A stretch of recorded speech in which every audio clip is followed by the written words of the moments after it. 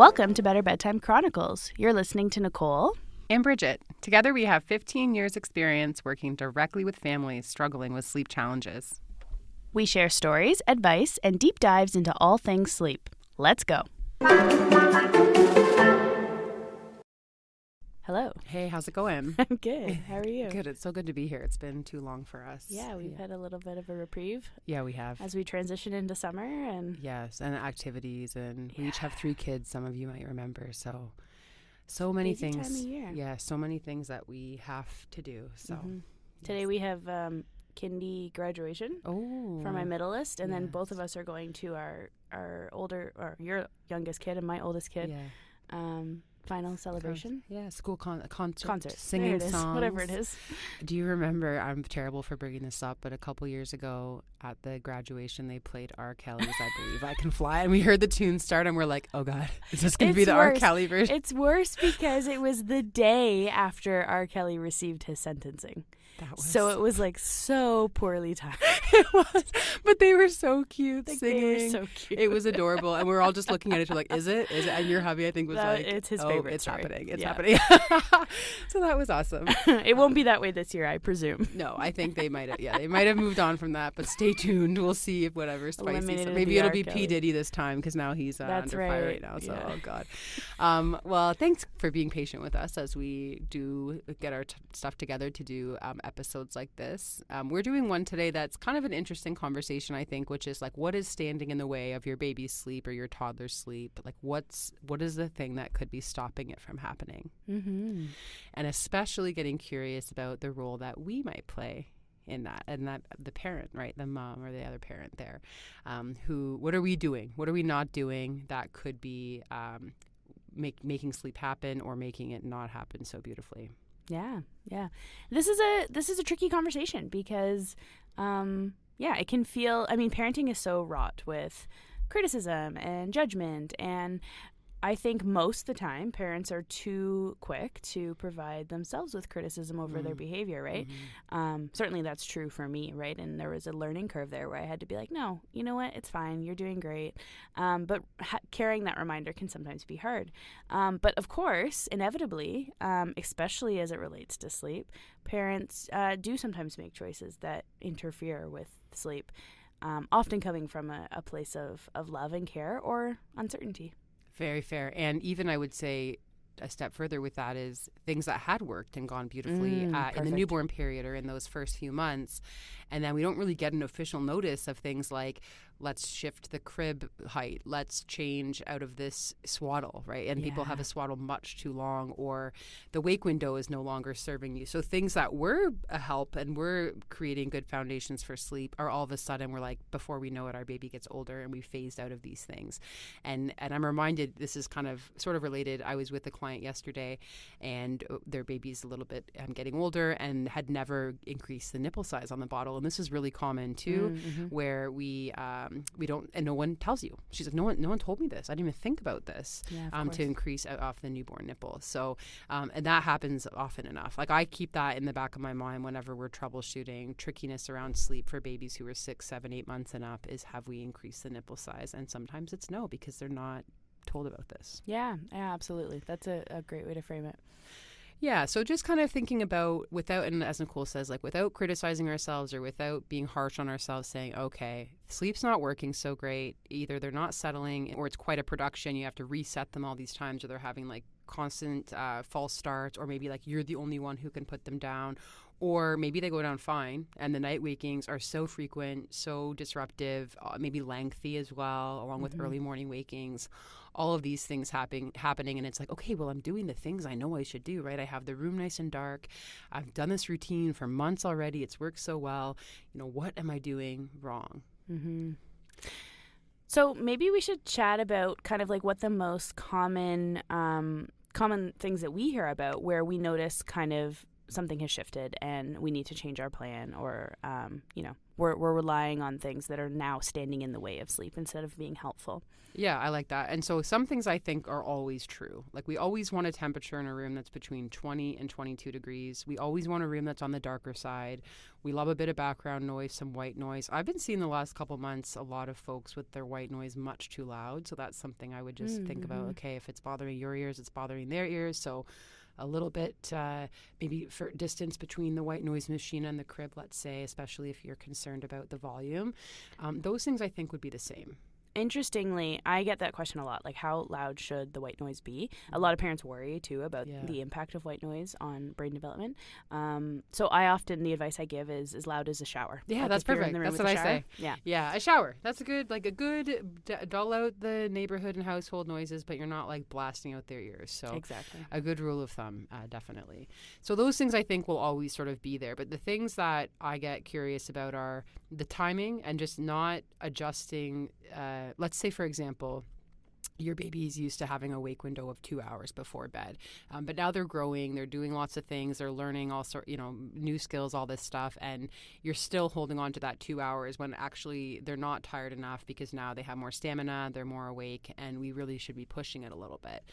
So being a little, and this can be a hard sell, because if you for months or even weeks had wake windows fine-tuned beautifully, baby was sleeping well, and all of a sudden it's been a few days or weeks or sometimes months by the time we're getting called, that wake window, it's like really hard to let that go.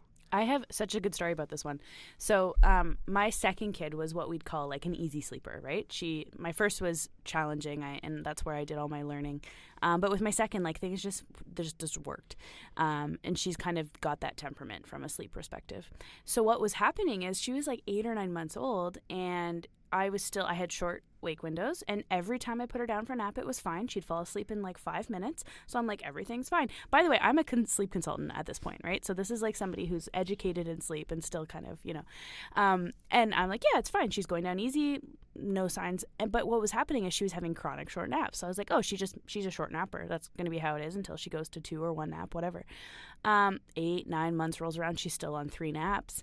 And I'm like, okay, like I just didn't notice because nothing was wrong specifically, except that she was only having half an hour naps. And all of a sudden I looked at her wake windows. I was like, oh my gosh, she has a wake window of a 6-month-old and she is 9 months old. Yeah. Like I am 3 months behind having adjusted this wake window. And because she was like I'm using air quotes here, like a happy, content baby, I wasn't able to follow the signs that I would if she was more like my first, where I knew when those wake windows needed to change because her behavior, like, lots of crying, lots of, extra tears. It never happened with my second. So then I just like shifted those awake times to something that was more age and development appropriate. All of a sudden she had 2 long naps and away we went. Yeah. Oh, I love that. And I like that you're saying that too. Like I'm well read. I know this, but especially when it's your own baby, sometimes we get blinders on, or we're just so busy and preoccupied with maybe at that age other things like how we're doing with solids, how's this food going, that we don't think about it. Yeah. So really just revisiting your situation. So your routine, the timing of your little one's sleep, the response you're giving if it's not going well, and thinking, what role am I playing in this? And giving yourself grace with that, and not being afraid to make a change. I wouldn't even say it's day by day changes. It's like wake window to wake window or sleep to sleep of like, okay, what can I adjust here? Is it timing? Is it something like the number of feeds during a wake window? Like now that they're hungry or they need more, calories in, am I building that into their wake window? And I've seen it before where we're so obsessed with sleep or being on a routine that in fact we are missing some of these things, or not even like filling their bucket in a way of like having tummy time, having some outdoor time, or just doing something. Yeah. So that way they're just like, they're not having all their needs met in that way. You bring up another one, too, that I think is really common and also one that we experienced in our household. So this is the transition between having the parent who, this is most common in like a breastfeeding relationship, but the parent who is nursing to sleep. And then when the family decides to make a shift away from that, which they don't have to do, but often families do, especially ones that we're working with. When that shift occurs, all of a sudden it feels like there's only one parent in the household who knows how to put this baby to sleep. So in my home, I breastfed, and for the first period of time with all my kiddos, like certainly that was part of their sleep routine. And then at one point as they got older and it was time for us and our family, different age for each of our kiddos, I wanted to involve my partner in like the going down process. And so he needed to come up with a strategy that was effective for him to help Babe go to sleep, so that it wasn't just all on me. How did it work in your house? Yeah, similar. So also we had breastfeeding and we did formula from the start for my oldest, like half and half basically. So I looking back, like I wish I had more drive to go see a lactation consultant, or even knew that was a normal thing to do beyond that first few weeks. And that's something I try to share with folks now, is like, even if it's your 8-month-old, your 12-month-old, whatever, and have a little bit of doubt about how breastfeeding's going, like still see that lactation consultant. Yeah, for sure. Which we're going to have one on as a guest very soon. So yay, that's going to be lovely. But no, we did bottles too. I was so particular. I was so sleep deprived with him, especially my first, that I was unwilling to rock the boat in any way. So true. To get whatever shred of sleep we had. And so that, to me, that showed up as a lot of control around, oh, well, you didn't walk him down the hall this many times, or the bottle had this many ounces and not this many ounces. And the way you held him, like I probably was a nightmare, to be honest, to deal with, not only from my partner, but the people who helped us, which was mainly my mother-in-law coming. And she was so gracious and did whatever. And she would even say, like, why will this baby not sleep? Like, it's just wild how he won't sleep. And so we would still have this routine of having, like, let's say a bath, a feeding, whether it was breast or bottle, and have this story for him, and then the pacing down the hallway, up and down, like literally counting the steps, and a certain song, and it had to be this book. And I was so fixated and controlled on it because I thought that was what was getting him what sleep he did have. But in fact, over time, learned that my obsession with it, my control over it, although coming from a place of love and in fact necessity, I felt at the time, was actually hindering not only his sleep, but the ability for others to be able to put him to sleep. For sure. Yeah, we always say that you don't want to be the only person who can put your child to sleep. No. That puts too heavy a burden on any individual person. Yeah, that's a fucking brutal burden, and I think that's many folks who call us, right? Absolutely. Is they're like, I'm the only one who can do it. Honestly, most. I would say most too. It has to be me, especially the older the kid, especially toddlers and upwards. They are insisting it's got to be mom, or it's got to be whoever it is. It's got to be this person. Yeah. And that if you haven't already listened to our toddler episode, like this idea of like, what are we going to let them control? Like, we don't have to let them control what time is bedtime, where they sleep, who puts them to bed. That's up to the parent. Absolutely. Easier said than done. So for the babies that we see and the families that we support, and they're dealing with this, especially if it's a breastfeeding relationship, right? And I'd say like many are, and they're like, we can't just take away breastfeeding. Of course, we want to still support a really great nursing relationship. So how can we separate that eating and sleeping bit, and what can we do so that we can let go a bit of that control and let someone else put them to bed? Interestingly, I feel like this often shows up in like cis hetero relationships. So it's typically mom being the primary parent for those early days, and oftentimes it's the dad who doesn't know how to be involved or isn't maybe given space to be involved.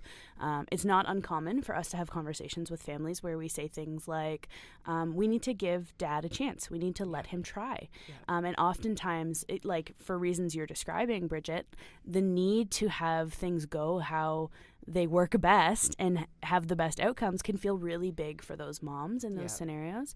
And again, Bridget and I are both speaking from experience here. But then what happens is it sets everybody up for failure because dads aren't given the opportunity, again, in this cis-hetero relationship, dads aren't given the opportunity to try. Or if they do try, they're immediately corrected. Or if they try and fumble, then they're blamed for the extra tears, right? And so a huge part of the work that we do around this specific issue is we say to parents, like, we need to let him fumble. The other parent needs to be able to figure this out in the same way that you have figured this out. Because the reality is we also fumble as moms, but we have boobs, which help us out. We have that, biological bond that exists from the birthing process, all of this stuff that gives us kind of an edge. I don't even know if you know this, but mothers who birth their babies, their hormones shift in the postpartum period to allow us greater capacity for things like sleeplessness.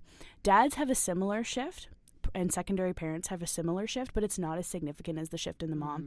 So they literally aren't as biologically capable as of handling, say, like the sleepless nights as moms are. Interesting. So we're really like, we need to give these dads support to learn in the same way that we learn. Yeah, and let them totally screw it up on the way through. Totally. And I say that as Perfect. a parent who did and will screw things up, and then hopefully the partner's giving some grace or not. But I can imagine, I think about those early months or even those first couple years of me being, okay, we're doing bath, we're doing story or a prayer, whatever we're doing. And if I would have had him chirping me in the background, like, oh, you didn't do that right. Oh, you didn't shake that bottle right, or da-da-da. Like, he actually reminded me the other day that I would be like, did you double check the temperature, like on your wrist? And that sort of thing. And I'm like thinking, if I was going through all of that, getting baby ready for bed after a long day, maybe even a long night, whatever it was, and I had him chirping me over my shoulder, he would have got immediately punched in the face. There would have been zero like, oh, okay. So I'm thinking, like, on the flip side, are we allowing them to kind of get, as you say, to fumble their way through it? Yeah. Maybe they read the book in a different way than us, or they're a little more silly, or maybe they did a little more rocking than we would have, or a little less. But letting them and not coming in like a tornado of panic and trying to parent over top of them or criticize them, and instead say, that was a really good thing you did, this, that, and the other. Mm-hmm. And that's all about relinquishing our control, right? This is often grounded in anxiety. It's very often grounded in postpartum depression. And so what's happening for us as parents, or as the parent who's, being in the controlling position, is, it feels like the end of the world if things aren't done the way that we need them to be done. It feels like the end of our sleepless night. Like, this is big. It feels big. And it feels big, yeah. It's hard to move through it and just trust that our partner, for the most part, is going to be a good co-parent. Yeah, I like that. And it does feel big, especially if you know that if I do A, B, C, D in this way, I'm going to get my 3-hour stretches, let's say, or 4-hour stretches. And if you screw that up, easy for you to do because you don't have to deal with it, right? And that's hard to let go of that. But it's like, if we take a step back and look more broad at the whole situation and say, if I'm not the individual tied to my baby's sleep all the time, that's good for everybody, because maybe they prefer us. Like, let's be honest, still to this day, my kids would prefer that I put them, tuck them in. Sure. So if we continue doing that, where we're the only person who's maybe not only the feeding source, or we're certainly the bedtime link, we have on our shoulders this responsibility of being tied to our baby's sleep all the time. And I do believe in the early months there's a time where that can be, sure, like helpful bonding and all those sorts of things. But I don't think it's ever too soon to have someone else come in, whether it be a partner, an in-law, maybe a doula, someone who you've counted on for your help, to be able to replicate this sort of routine. And so for us and the clients we see, we really try to shift the focus, and we'll say, it's not your job to put your baby to sleep. It's your job to get baby ready for bed, and other people can do that. And let's say the routine has those kind of critical parts of starting in the bathroom to wash up or have a bath, and then going to their room to, let's say, put on a sleep sack or their jammies, and then maybe they have a feeding and a story or a song, or say goodnight to the pictures around the room, or whatever it ends up being. You don't have to be the only one to do that, even though you might have the most success initially with it and you're most comfortable with that. You can get uncomfortable, really, because it is. I won't pretend it's an easy thing, but get a little uncomfortable and let this trusted person, this other person, be involved, even if it's maybe half the routine at first, or you eventually stand back and let them do it, because that creates something really special, which is your little one's not going to be tied to you only for sleep. And as the months and years go on, that can be incredibly heavy. And we hear from people years later of going through this, and sometimes there's a high cost to those things. Well, and let's talk about that cost for a moment, because a huge thing we're dancing around here is the resentment that builds in these scenarios. And they go both ways, right? Like the parent who's the primary putter-downer is carrying a lot of resentment towards the other parent for not helping or not being more helpful or involved. And then the parent who's not involved or not as helpful, they're feeling resentment because they're not allowed to be engaged in the process. Or they're hearing a lot of criticism and feedback, and you get stuck in this cycle where there's, criticism, blame, and it just continues to build and creates this huge resentment. So often families come to us and they're both pissed at each other. Oh, yeah. Yeah. Like, you wouldn't let me, or you were like stomping in and getting upset or whatever it might have been. Yeah. That's so true too. And it's even if the parent, let's say in this story, it's the mom who wants to, like for me in that story with my oldest, wanted to be the one doing it and was happy to be the one doing it. And that's okay. Like, okay, maybe 90% of the time I want to do it. But even that tiny percentage of time, if you want to like go to the gym or go out and see a friend, or even just like you've been touched out that day, because you're parenting these little ones or a little one. And so to be able to say, okay, I need you to take over routine tonight and know that it's going to be fine. It's not going to be this shocking, terrible situation. It's a great thing to do. But the tricky thing is if it's months and months or years and years of only one person doing it, and then all of a sudden you're like, okay, I want to go out tonight. It can feel so overwhelming. It's still worth doing 100% to be uncomfortable and get it going. And that way you have at least some grace to be able to have a little bit of, I don't even want to call it freedom, because are we free? We're taking care of all these babies, but like an hour, right? To be able to not have to be tied to that key function for your baby, right? Or for your toddler. Yeah. And the key here is the trusted person, right? So we are, of course, speaking about a relationship where the other partner can be trusted to make those choices. Some of you listening may not be in a situation like that where you don't have, a support person who's able to offer that to you. Or maybe the person that is the support is not a trusted person in those moments. And so, that's a different situation. But what we are specifically talking about is a trusted partner. Yeah, capable. Friend. Yeah. Whatever. Doula. Anyone trusted. Yeah, trusted, capable. You're not concerned about, like, let's say, just for an example, it's someone who's pretty elderly who wants to help, like maybe a great grandma or something, and you're like, I'm literally worried they're not going to hold their head up, right? Like that's a different story. Yeah. Or maybe a partner who's been drinking and you're like, I don't really like that either. That's not what we mean. It's more like you have a trusted, capable person that you're hoping to be able to help if they would just do it the right way. And what's the right way, right? Like I think you can have these important factors, like we said, the environment being set up in tip-top shape, the routine being in the same order, let's say, of that bathroom, pajama feeding story, whatever, for an example there. They can do that though, even though it won't be as smooth as you at first, right? It won't be as like lovely. It's going to be a little like, oh God, especially if you're in the next room and you can hear fussing or whining or start to cry going on. You're like, oh my gosh. And our instincts are to immediately intervene is let them. Just let them. Yeah. This is happening in our life right now with my toddler because he's showing like a lot of parental preference for me. And we, since birth, have like both my partner and I have put him down easily. But right now he wants mom for everything. Yeah. Even the other day we were walking as a family and he wanted to put his hat on, and then like my husband went to do it and then he said, no, mommy has to do it. So Corey's about to hand the hat to me and I'm like, I'm not taking that hat, because this is the thing, right? Like again, we can set these parameters, and it might be harder for my husband to put the hat on in that moment. I could do it really easily and he's going to have a fight with our toddler about it. But it's really important for our toddler to understand that, dad is just as capable as mom. Dad is just as trusting as mom. And if I take the hat from my husband in that moment, what I'm saying to my husband and to my son is that, yeah, you're right.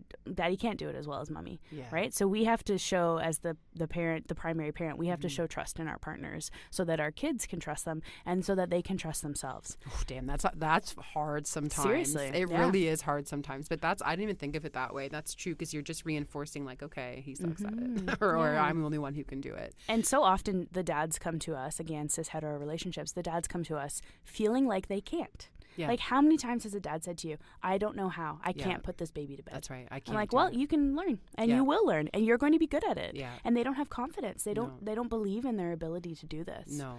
So we need to help facilitate that for them. I love how open people can be and say, and vulnerable to say. And I found the last couple years, more and more dads are phoning and saying, I cannot, my 3-year-old won't even let me in the room. Yeah. Or like they're insisting on mom, and mom's dying. She's having a hard time. And something, so depending on your family dynamic and what works well for you, there's different arrangements you might have, but at least having their involvement some of the time, I think, is a gift for yourself, a gift for your kid. So we had 3 kids age 4 and under. So it's pretty busy. And we had room sharing going on as well amongst those little ones. And so we had a bit of a divide and conquer approach, but we also had to be able to hammer out a routine solo because of my partner's work schedule. Course, yeah. And then my work schedule eventually too, because I'd be gone for a night for a family who's sleep training or there while their baby's falling asleep, meaning one person has to handle 3 a baby, toddler, and then like a kindergartner. And so we became so ritual with our preparation. So everyone in the bath, and then, you'd get them into their jammies and do stories and so on. But it got to a point where we would basically do every other night. So, and even back before that, when I had one kid, it was one night my turn, the next night husband's turn, back and forth. And that was nice because everyone got time with him to have story time, to have that bonding time. And sometimes after a long day of like work and then dinner and him clinging on my legs as I cook dinner and stuff at night, is nice to be able to go, he can do this. Yeah. And many times he would request one of us. But because, like you with the hat, we followed through and we're like, nope, it's daddy's turn to do bedtime. It meant a lot. And then when we went on to add and have more kids, we still had to do this divide and conquer. So when the boys shared a room from a young age, one of us would do the boys' story, prayer, and good night, and then one of us would do the baby, and then we would swap every other night as soon as I was done kind of breastfeeding her. And so even now when we think about, and they're older now, they're all school age, and we go up to do bedtime routine, there's I want mommy to do it. Mommy do it. It's still of course, like, I know mommy loves you so much. Dad's gonna do story tonight, and that's okay too. And just following through. Yeah. Because I think this comes down to just this control around sleep for our kids too. They are allowed to have big feelings, have a preference on many things. So we like to give them control over things like, what book are you going to read? What pajama are you going to wear? What are we going to talk about before bed, let's say? But they're not controlling when is bedtime and who's putting you to bed. Yeah. Okay, so we've covered sleeping environment, ideal timing and wake times, how to manage if you're the only parent who can put your kiddo to sleep. Are there any other kind of common things that stand in the way of sleep? Yeah, I think two things. One would be sort of the state of the parent doing the bedtime routine, whoever it is. If we're like in a panicked, heightened state, stressed out, and then we're trying to have this baby have sleep come easily, but we're losing our minds, that's not a good match. So just kind of trying to collect yourself, and that can be stressful if they're crying or there's a lot of resistance around bedtime, but just really making sure that you are like mentally like reasonably balanced. I mean, we're all a little unhinged, I certainly am, but a little bit, even if you have to fake your calm for that few minutes of getting baby down so you can get through it, because I really do believe they pick up on the energy that we have going on. Yeah, we actually have a couple episodes where we dive into that in great detail. Yes, like when we talk about distress tolerance, we talk about how to manage your own tolerance of distress. Isn't that the truth? So that's a really great listen to set context of why things might be going a certain way, or even just some strategies on how to reel it in a little bit. The other is just absolutely wild expectations, and I blame a lot of social media. I see so many times, especially on TikTok, people saying like, oh, this is how I got my 4-week-old to sleep through the night, or this is how my 2-year-old knows how to put themselves to bed and I just sort of stand there, or whatever the thing might be. And then that creates these unreal expectations that a baby or a kid who maybe isn't actually old enough to be doing that, or wouldn't be like normally developmentally be able to handle something like that, we think we're doing something wrong. Yeah. And that feels crappy because we're like, oh, well, I'm screwing it up. For sure.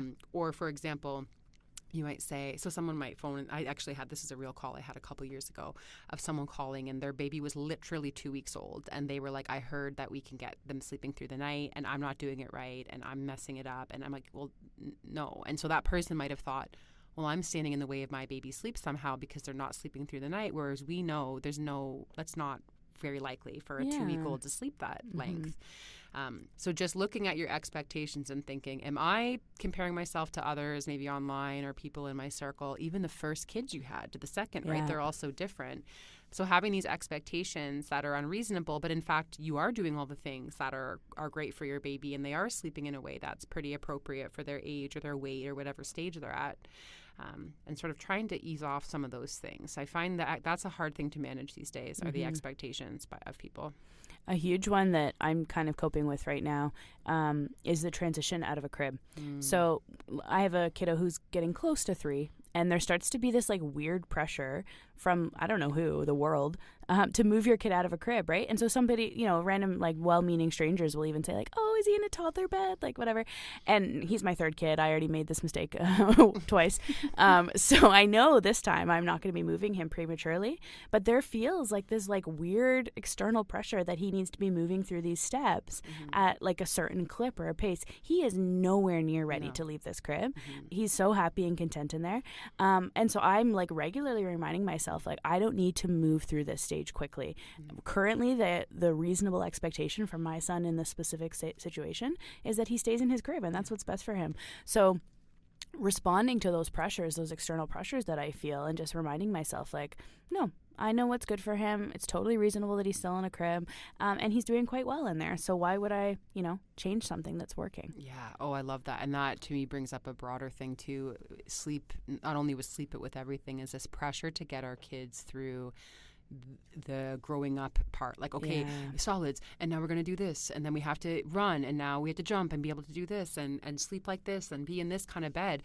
And it's so much like we just need to let them be kids, let them be babies, toddlers, preschoolers, kids, as long as possible, because they're gonna grow up soon enough, and just kind of relishing this season that we're in. And I'm sure Nicole would agree that we get a hell of a lot of calls for people who went to the toddler bed or the big kid bed. Oh my God, yeah. We got new sheets, it was awesome, or we moved, or we just decided it was time.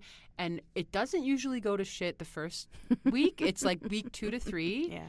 We're screwed. And so people will say, well, it can't be that because the first week or two was great. Well, then the novelty wears off, and they're like, I don't have to understand the responsibility of staying in this bed. That's not happening. I have a few friends right now who are literally dealing with this. Oh, God. But, I mean, you just feel this pressure and you try and do it. Same with potty training. Yes. Like similar type potty of training. Pressure around potty training. Yes. And potty training fucks with sleep a lot, too. It does. And it's like this toileting, and it's like it's this control, right? And I always think like preschoolers, sleep, food, and potties, like the things they might have control over, some sense of control over. Yeah. And so you'll see that, right? A delay, or it's like, I have to poo, and then like 20 times, and they like might squeeze out a drop, right? Or whatever it might be. But the toilet training too is a spicy topic, because there can be a lot of pressure of doing it sooner. Yeah. I was kind of lazy about it. I just waited till spring before it was spring, and then I just nothing on, and they takes once or twice, and they're great. Yeah, but I find from what I hear from parents, depends on the family, I guess, but the earlier you try to push it, the longer it takes. Interesting. Yeah. Because you have to reset. I don't know. It's weird. I saw something. This is probably on my social media or TikTok or whatever, but somebody was saying that 30 years ago, like when we were potty trained, the average age was 18 months, and now the average age is 3 years. It so seems it's really much longer. shifted. Which, I mean, developmentally, I feel like it makes sense to wait a little bit. At least that's been my experience. Like Ophelia, my first, she was trained at, I don't know, 20 months or 19 months, which was way too early. It was a nightmare. Was it? Oh, no. Yeah, no. and then with our second, we waited till she was ready, which was probably closer to 3. And I don't know, my third, he seems nowhere near ready. So he's we'll just see. living his life right he's now. He's pretty happy with his diaper. Yeah. Oh, I love that. He's so cute. Oh my God. Yeah. So I think this kind of goes in that same conversation of like, what can they control, and the toileting can definitely have an impact too. So all this to say, we've covered off kind of all these certain areas, and we hope we haven't been too hard on you. This is us coming from a place of love, because we've been in that boat ourselves, where are we the problem? Yeah. Am I the problem? Is there It's something me. I can I'm the problem? That's totally exactly right. But isn't that liberating in a way to know, It is. because that's something I can control. Yeah. So it sucks that I'm the one who's being a panic attack in the room or being too controlling, but that's something that's up to me. You know what? I feel like a good overall theme of this episode is just like being willing to fumble.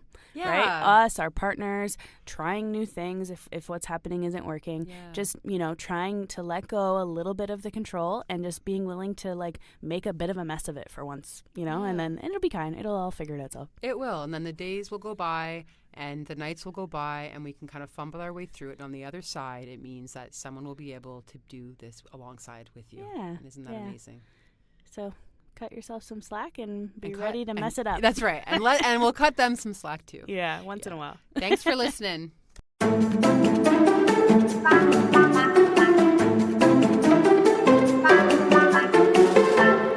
Thanks for listening. Just remember, the shit is hard, but you are killing it. To stay in touch, you can find us at betterbedtime.ca.